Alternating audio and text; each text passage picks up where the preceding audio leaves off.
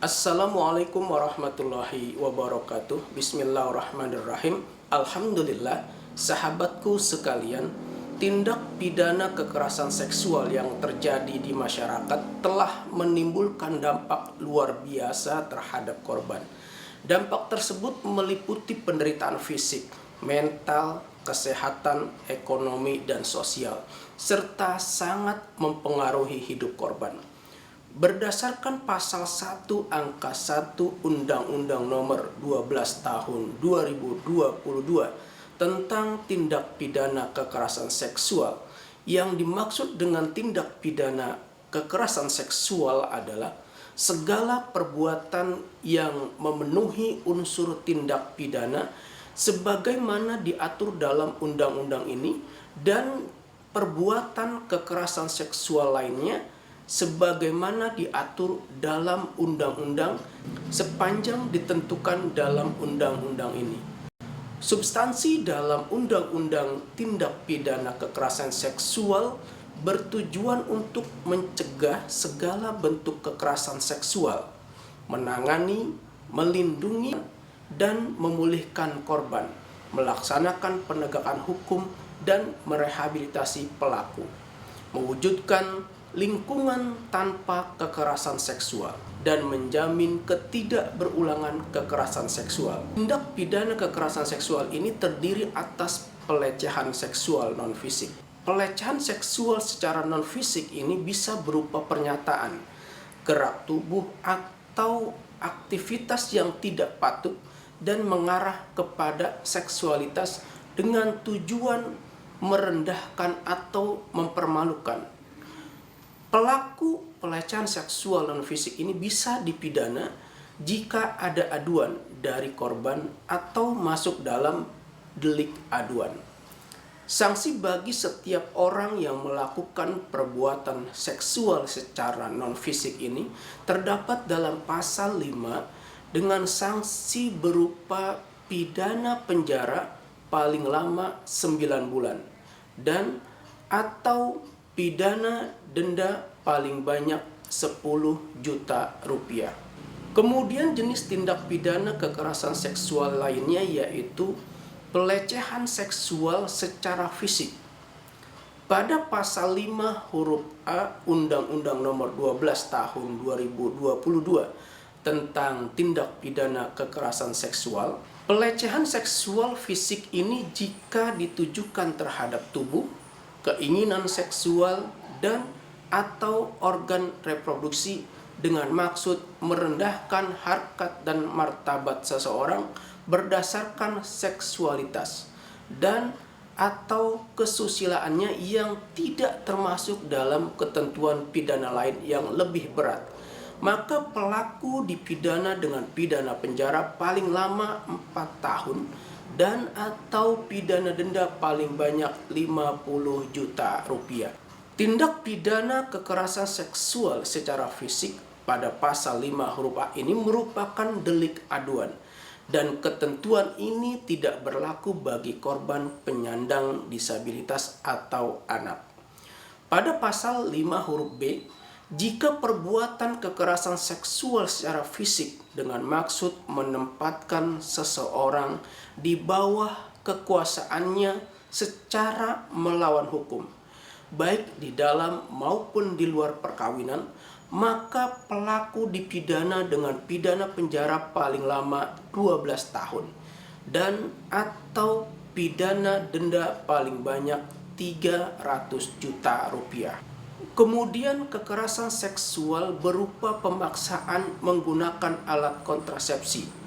Memaksa orang lain menggunakan alat kontrasepsi dengan kekerasan atau ancaman kekerasan, penyalahgunaan kekuasaan, penyesatan, penipuan, membuat atau memanfaatkan kondisi tidak berdaya yang dapat membuat kehilangan fungsi reproduksinya untuk sementara waktu berdasarkan pasal 8 Undang-Undang Nomor 12 Tahun 2022 tentang tindak pidana kekerasan seksual, pelaku bisa dipidana dengan pidana penjara paling lama 5 tahun dan atau pidana denda paling banyak 50 juta rupiah. Kemudian kekerasan seksual berupa pemaksaan sterilisasi. Sanksi bagi pelaku pemaksaan sterilisasi ini terdapat pada pasal 9, yaitu pidana penjara paling lama 9 tahun dan atau pidana denda paling banyak 200 juta rupiah. Kemudian kekerasan seksual berupa pemaksaan perkawinan. Pemaksaan perkawinan ini termasuk pemaksaan perkawinan anak, pemaksaan perkawinan dengan mengatasnamakan praktek budaya, dan pemaksaan perkawinan korban dengan pelaku perkosaan. Pelaku pemaksaan perkawinan berdasarkan pasal 10 ayat 1 dipidana dengan pidana penjara paling lama 9 tahun dan atau pidana denda paling banyak 200 juta rupiah. Ini merupakan sanksi bagi pelaku kekerasan seksual berupa pemaksaan perkawinan. Kemudian kekerasan seksual berupa penyiksaan seksual.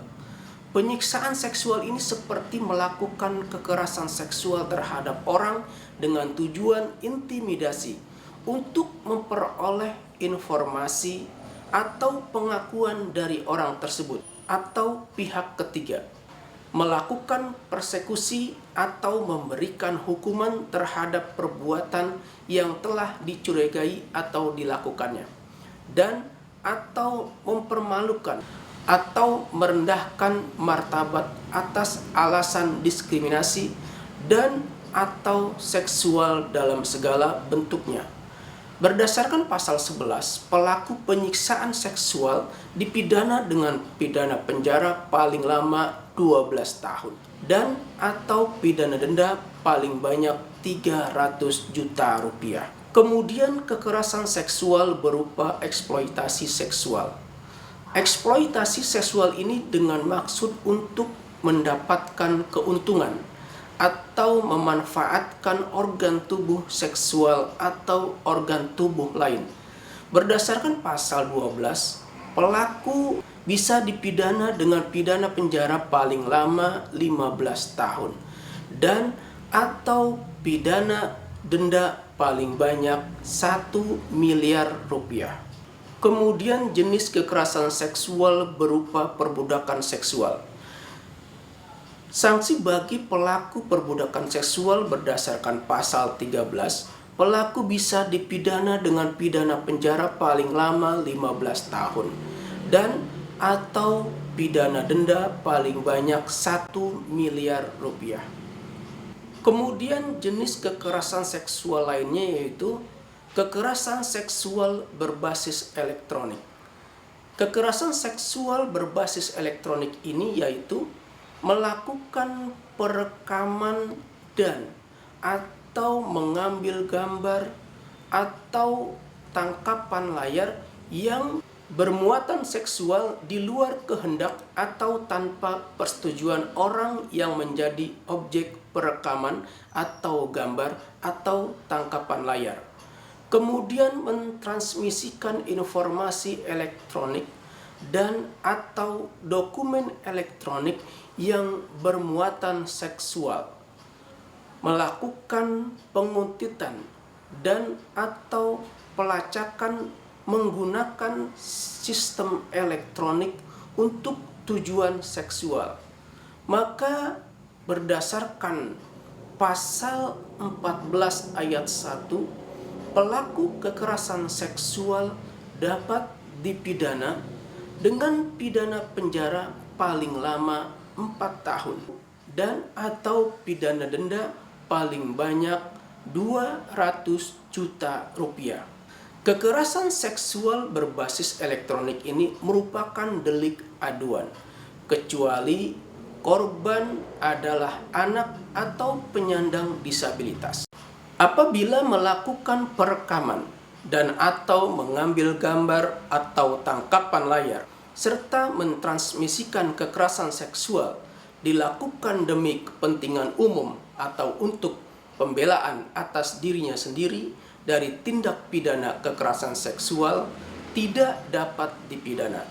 Hal ini tercantum dalam pasal 14 ayat 4. Kemudian jenis-jenis tindak pidana kekerasan seksual lainnya yaitu perkosaan, perbuatan cabul, persetubuhan terhadap anak, perbuatan cabul terhadap anak, dan atau eksploitasi seksual terhadap anak, perbuatan melanggar kesusilaan yang bertentangan dengan kehendak korban, pornografi yang melibatkan anak, atau pornografi yang secara eksplisit memuat kekerasan dan eksploitasi seksual, pemaksaan pelacuran, tindak pidana perdagangan orang yang ditujukan untuk eksploitasi seksual, kekerasan seksual dalam lingkup rumah tangga, tindak pidana pencucian uang yang tindak pidana asalnya merupakan tindak pidana kekerasan seksual, dan tindak pidana lain yang dinyatakan secara tegas sebagai tindak pidana kekerasan seksual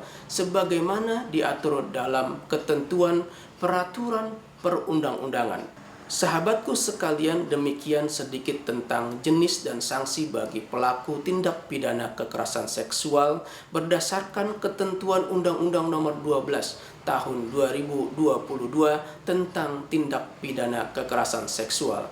Semoga bermanfaat. Wassalamualaikum warahmatullahi wabarakatuh. Salam penyuluh hukum.